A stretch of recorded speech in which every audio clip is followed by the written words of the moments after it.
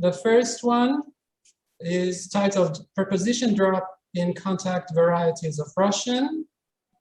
The authors are Anastasia Panova and Tatiana Philippova from the HSC University. Please go ahead, 18 minutes. Great, thank you very much, Danny. So, so we have this title and we added a subtitle that it's actually a quantitative corpus study. It's an important addition. So, let's move on. So, what is preposition drop? What do we refer to as preposition drop? It's optional omission of a preposition in context that we usually expect it to appear in. It is found cross-linguistically quite widely, for instance, in various dialects, like in Northwest British English, as in the example 1. In this dialect, you can say things like, John came to the pub with me. And this alternates with John came to the pub with me with an overt preposition. And whenever you see a preposition in square brackets in our examples, this means that we know the omitted preposition to alternate with an overt one. All right, and preposition drop has been found in various contact varieties of Russian, and it appears to be especially prominent there for some reason. And 4 and 5 illustrate such examples from the non-native Russian speech of the native speakers of Erzya and the native speakers of Nanai. So you can see in 4 that the preposition v, meaning in or into in Russian, is dropped, and you get just leaves Saransk. Saransk is a town name. In 5, 2 prepositions are dropped, prepositions na, on, and v, in again. So again, within the locative prepositional phrases, literally, I met this woman, small market, Condon. This has also been found in the Russian speech of the native speakers of various Nakh-Dagestanian languages.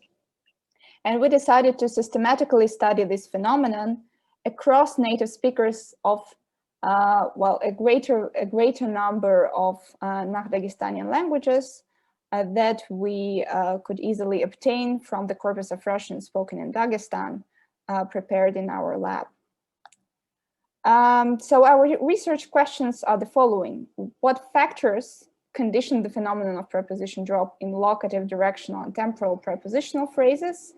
And what kind of prepositional phrases allow preposition drop, and to what extent? And secondly, what can be a possible rationale for this omission, for this preposition drop? And whether previously proposed analysis for this or similar phenomenon in other languages can actually be employed to capture the pattern that we observe in the speech of Dagestani and Highlanders.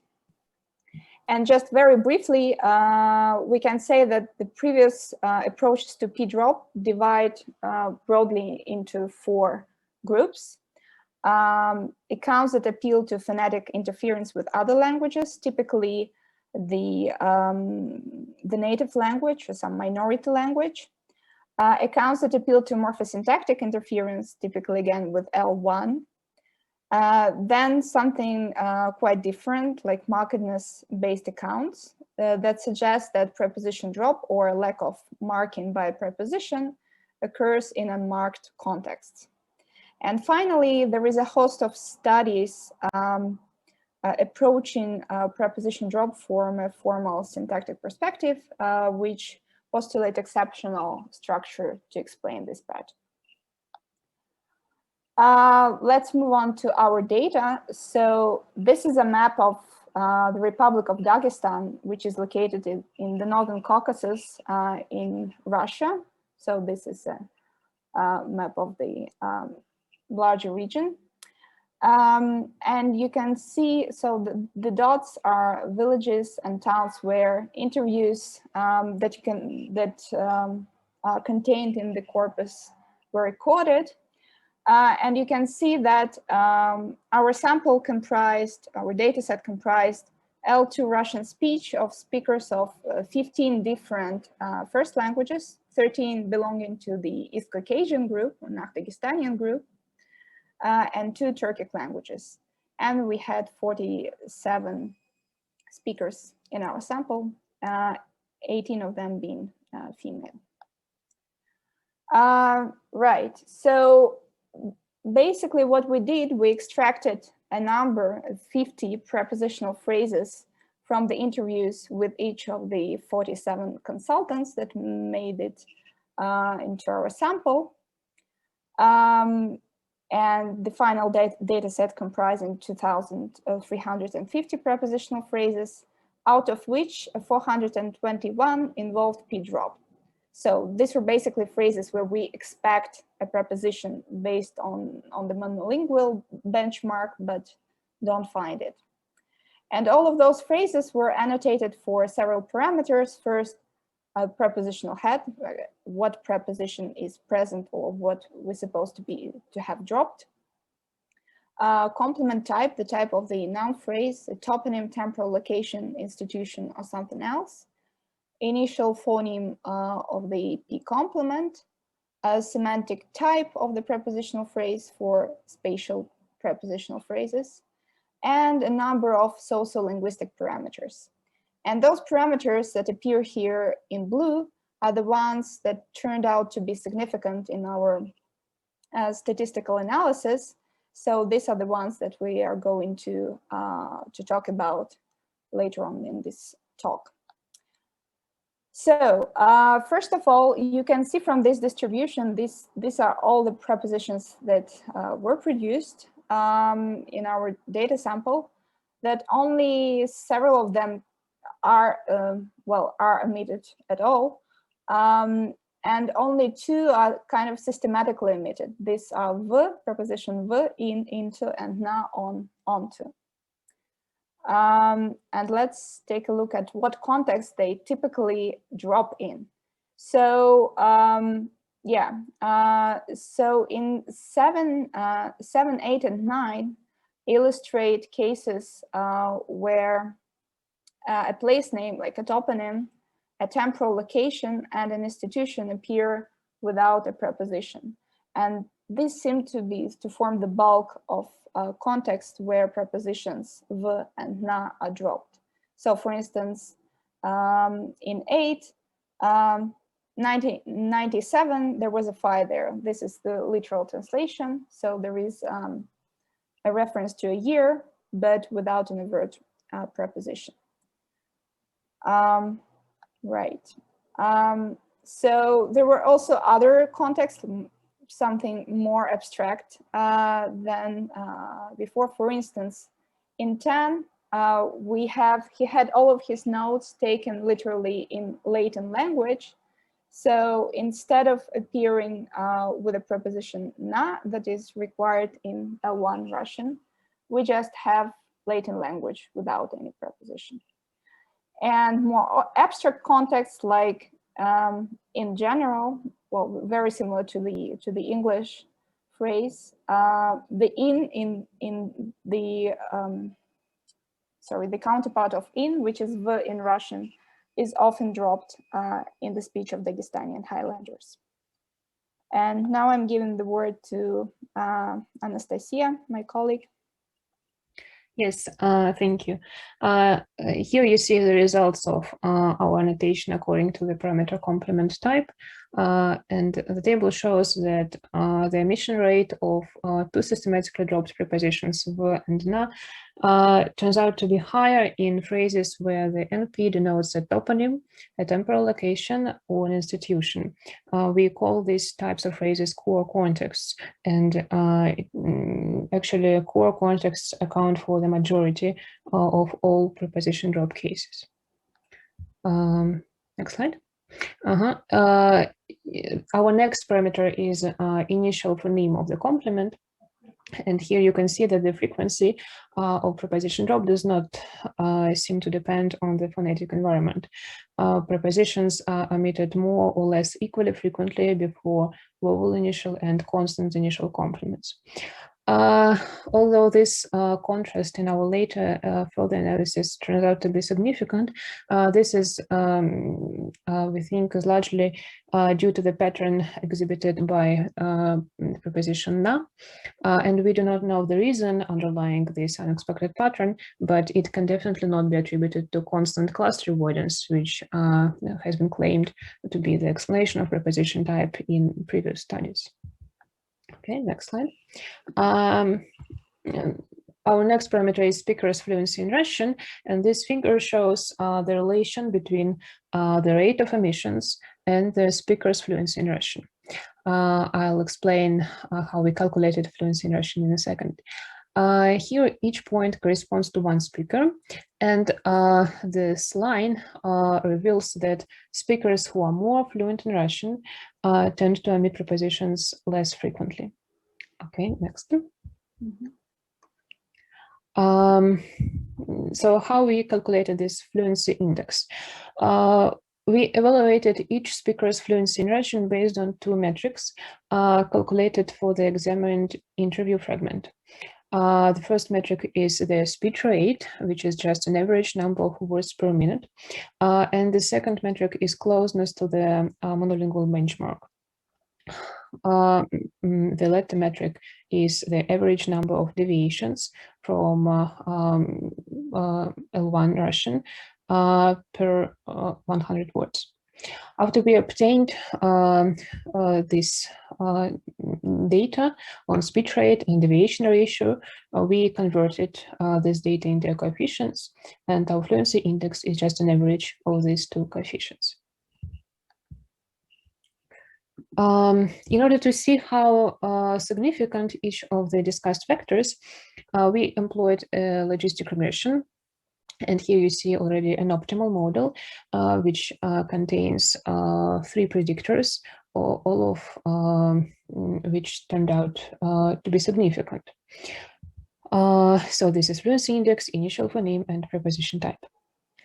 And on the next slide, you see plots which show effects of all 3 predictors. And you see that the most powerful predictors of preposition drop are the speaker's fluency in Russian and preposition type. The probability of omission is high for prepositions when, na, and for speakers with a lower fluency index. Okay, and now Tatiana will discuss our results. Yeah, thank you, Nastya. So, right, so let us discuss these 2 most powerful predictors. Let us interpret this data. Right, so we believe that the possible motivation for the observed pattern of P drop is that prepositions v and na may have quite abstract or even empty semantics, in particular in the core context for P drop that we have shown you that involves specific time and place referring noun phrases. And in general, from a typological perspective, such noun phrases tend to be less marked, as has been found in various studies. So, for instance, we see such things in even in such standard European languages as French and English. So, street names in French may not be marked with any preposition when appearing as locations, like we saw each other's Rivoli Street, literally. And in English, there is an alternation between a drop preposition and a verb one in cases like let's meet on Monday versus let's meet Monday. We believe that, well, we find this P drop in contact varieties of Russian so prominently, probably because what helps is that is basically case marking on the noun phrase that is dependent, that is the prepositional dependent or complement. And this case marking encodes orientation that is distinguishes between locational and directional phrases. This is a quite semantically crucial context, so we believe that when the preposition is dropped, some essential information is still present, so it's quite recoverable. So this contrast is illustrated in 14 and 15, A versus B examples. So the accusative noun phrase corresponds to directional, well, appears in directional prepositional phrases, and locative in, well, locative case marked phrase appears in locative phrases. Right, so going on to fluency in Russian as a significant predictor. So what we believe underlies this dependence of P-drop on fluency is incomplete acquisition of the Russian prepositional system on the part of less fluent speakers.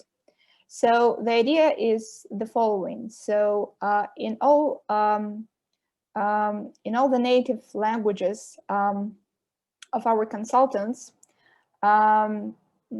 flagging of a noun phrase is done to the right of the noun phrase, right? So we can have case suffixes and optionally a postposition to the right.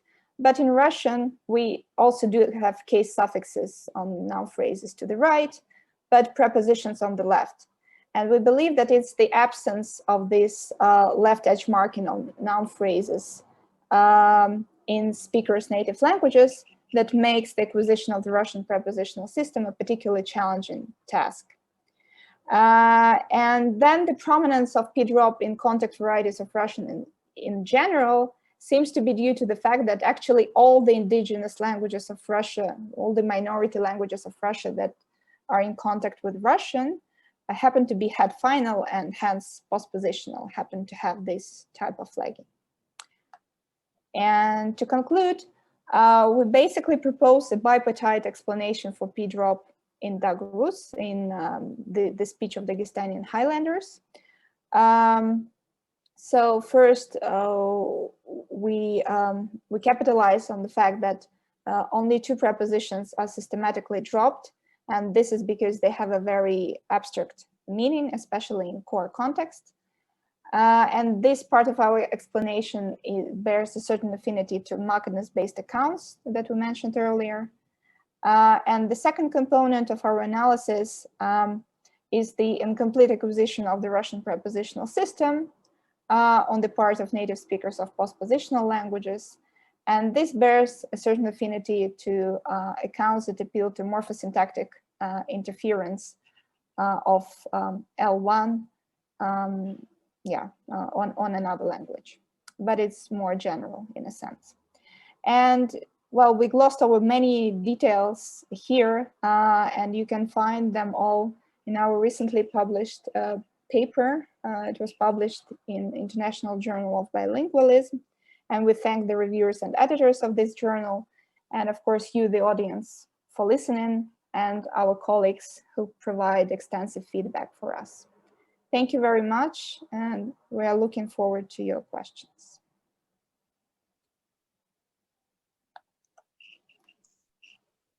Okay, thank you very much for a very clear and interesting presentation. Do we have questions from the audience? I can see that there is.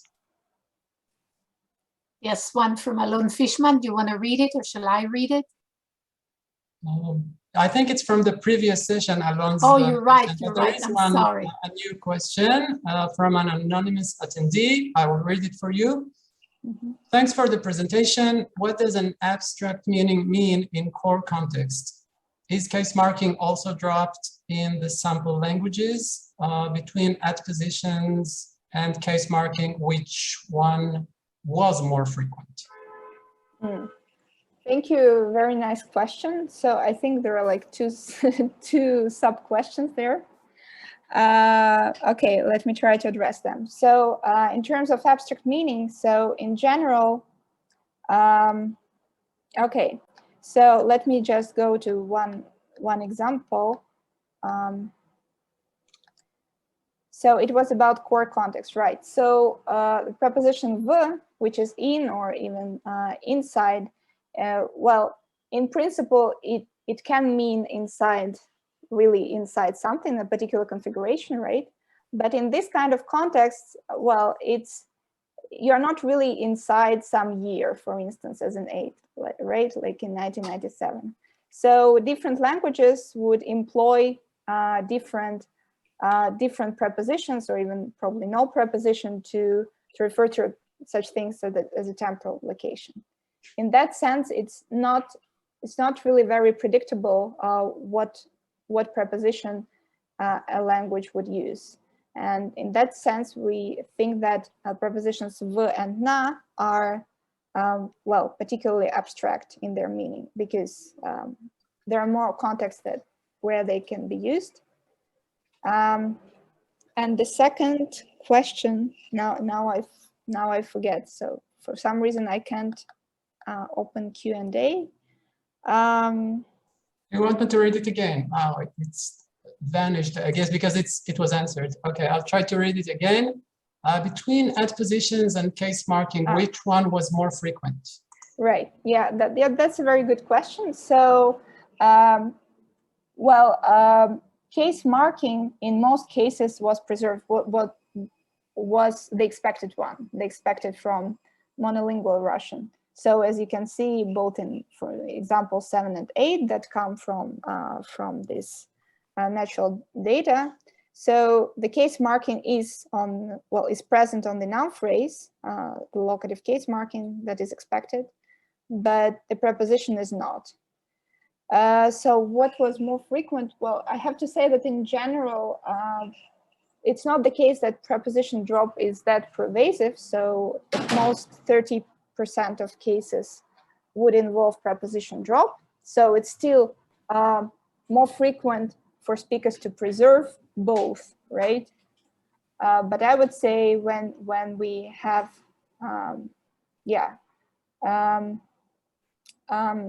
I think P drop is more common, but probably we didn't measure exactly what the what the question asks. We didn't really compare these two things quantitatively. It's a good idea to do. Okay, thanks. The next question comes from Natalia Levshina. Natalia, please go ahead. Thanks.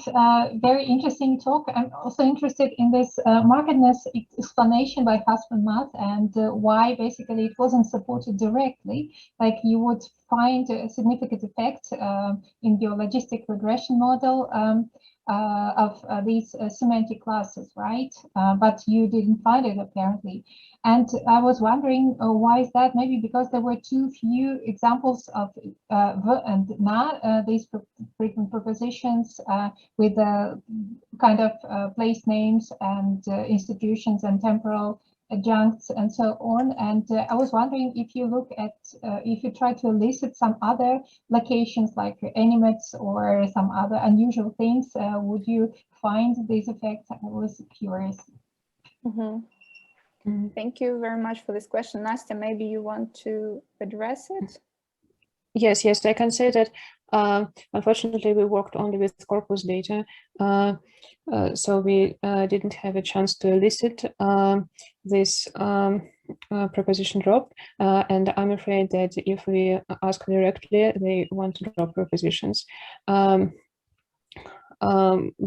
well, we were thinking about some kind of experiment where maybe we could try different locations, and well, maybe this hypothesis will be confirmed, but right now we cannot say that this Husband-Math theory works ideally. Maybe we should mention that we didn't include all the factors in our model because that precluded its working. Okay. Convergence. A question from Louis. And no, I lowered my hand because I also wanted to know if they were actually using the cases as L1 speakers, but you already answered that, so it's very interesting. Thank you. Okay, thanks. So the next one is Paulina, and we have to move to the next presentation. Okay, thank you. I have two questions. So the first one, don't you think that probably v and na are systematically omitted not only because of some abstract meaning, but because they are the most frequent prepositions in Russian at all, in general? And the second question is about your data. Is it only orthographic writing, or have you studied the phonetics of it? Because it's well known that prepositions are quite often reducted in Russian. So how do you distinguish this speed drop, preposition drop, with phonetic reduction? Thank you. Yeah, nice to do. Yes, I can say about the first question that this frequency hypothesis doesn't work with the preposition u, which is also very frequent, but it's never dropped. Yeah, we had some data on frequency there. So to me, I also not sure how frequency would exactly translate or on its own account for preposition drop. Yeah, and secondly, well, as to your second question, so as I start saying, I'm starting to forget it. Okay, yeah, about phonetic reduction. Yeah. Yeah, that's a valid point. So in fact, the corpus that we used, the corpus of Russian spoken in Dagestan, contains both transcriptions and actual audio recordings. So we tried, especially in some arguable cases, to also listen to the recording and see whether there has been an annotation mistake, right? In some cases, it's hardly audible whether for instance, for the preposition whether it's present or is pronounced in some weird way or assimilated to something. But with preposition na, I think it's very clear when it's absent, at least for it.